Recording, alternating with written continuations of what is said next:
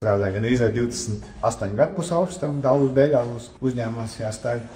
Arī no tā paša sākuma sākot strādāt, arī sāka redot polus. Ceļš kādiem ozola logiem. Ja viņi pliki nāk uz ozola logi, tad viņi ļoti ātri plapot, ļoti ātri nomādās tā pietrupnē laka. Pats labākais, lai to pasargātu, uzliekam ārpus alumīnija uzlikas, kurus mēs varam piedāvāt dažādos stūņos. Īstenībā ir tā, ka logi ir paredzēti katru darbu apstrādāt.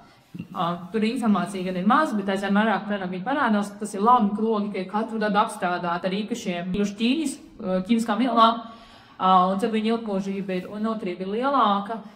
Savukārt, paejot jau 15-20 gadiem, īpaši ģeneri fusē tā laka lobās, un tad cilvēki bieži neapmienā koku logiem. Viņus kopjūt ir viens variants, kā viņas ir pasargāt, bet kurš kops koka logu katru gadu, vai ne?